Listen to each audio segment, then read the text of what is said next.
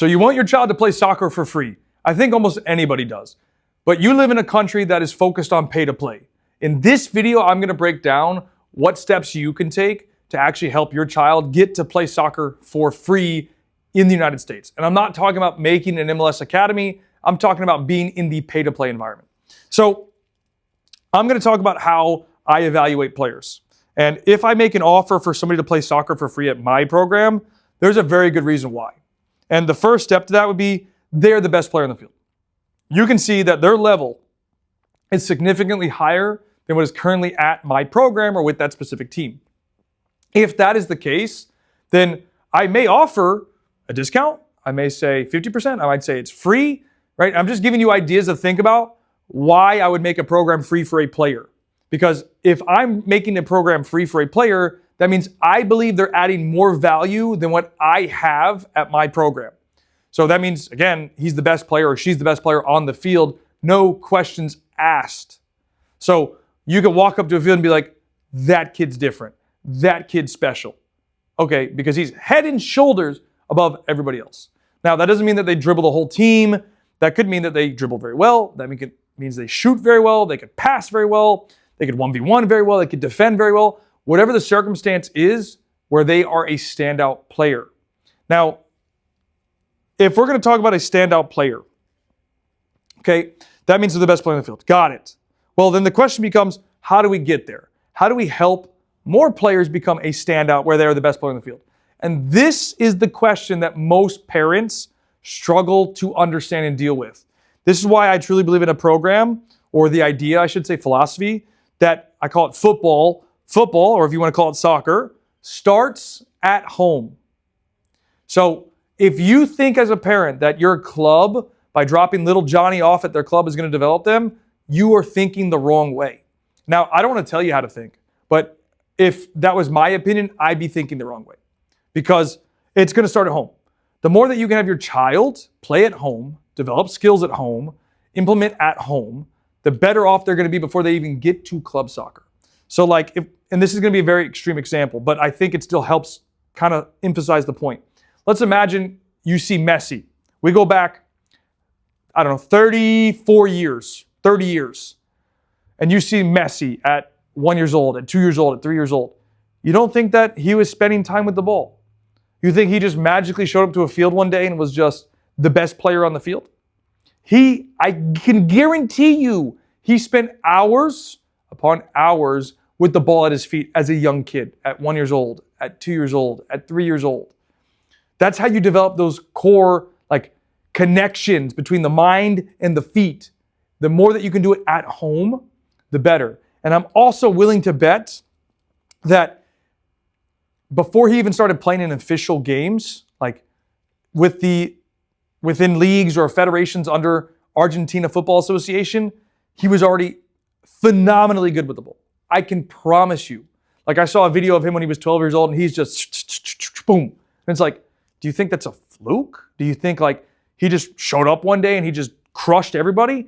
No, that is hours upon hours upon hours of practiced skill.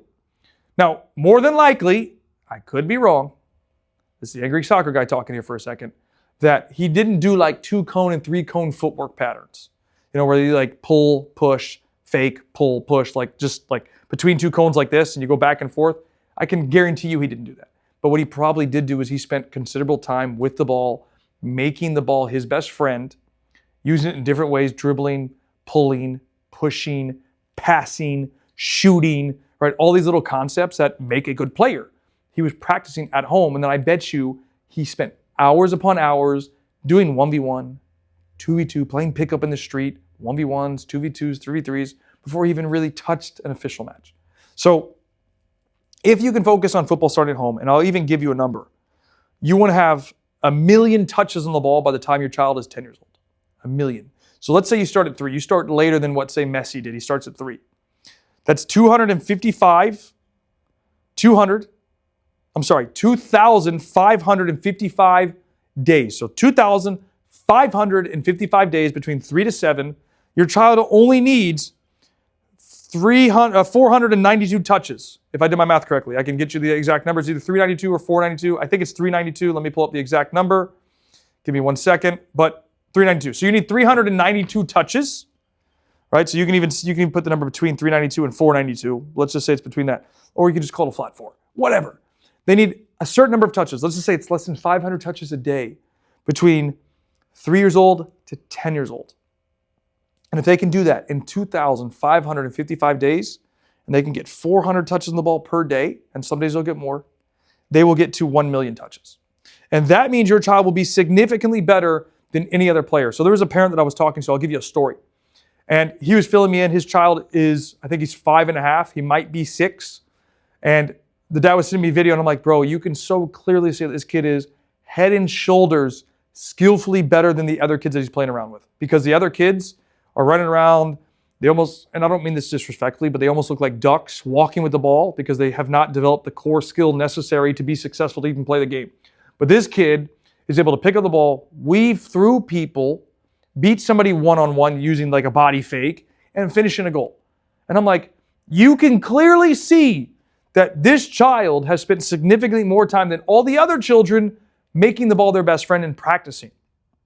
So if I'm going to go to a field and I'm going to look for a player, and I'm talking about the youth game now, not looking for college or professional, which player would I want to offer for free? The one that plays and doesn't have the skill yet? Or the one that is dominant with the ball, able to take people on, beat them, and be the best player in the field?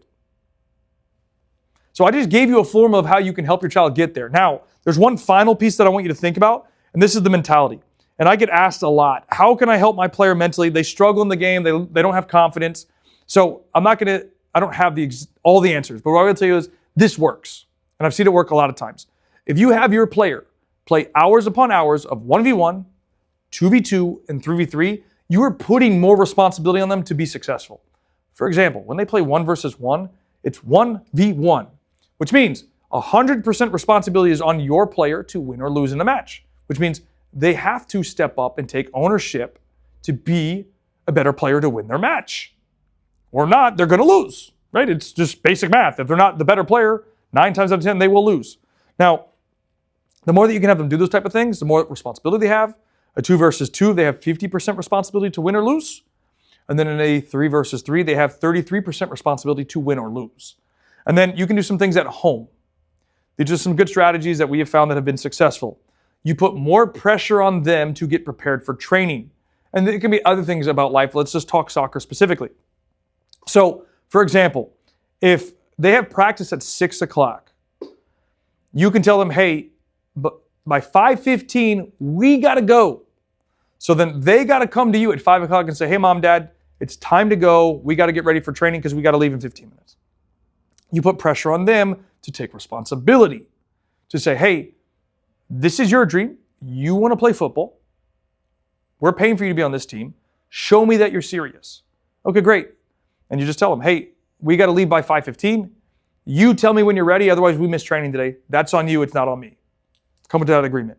The other thing you can do is put responsibility on them to take care of their equipment. So, for example, they pack their bag. They put their shin guards, their cleats, their uniform, their training gear, whatever they need for the day, whether it's a game or practice, they get their bag ready and their water. Now, what you can do to help them is you can check it at the door to make sure that they're actually prepared with everything that they need for the game or for the training. But they have to go get it ready. It's their responsibility to do so. By doing that, they have to step up if they're going to be, more confident and they feel empowered to make their own decisions. The final one that you can do that we found a lot of success with is when you arrive to training, so you've already driven, you've arrived, you let the child walk in themselves, you stay in the car. I'm not saying you can't go to training. What I'm highlighting is they go themselves. That way, they start piecing it together that they don't need you there to walk them through. They're walking themselves to training. Vice versa. When you leave, let's say you walked in. Before the practice ends, you pack up your bag, whatever you brought as a parent, you take it out before they leave, and you're letting them walk out on their own. And that way, again, you're helping them put responsibility to level up, to leave, and to enter practice. And those are things that you can do that we have found a lot of success with to help kids level up on the field to be a better player. But And think of it this way. Iron sharpens iron. If you're not putting that iron, if you're not pressing that, or you're taking a sharp blade with a dull blade, you're not sharpening the other blade. It's still going to be the same level it was, versus you need two sharp blades to make it sharper. So by putting that responsibility can help your job level up.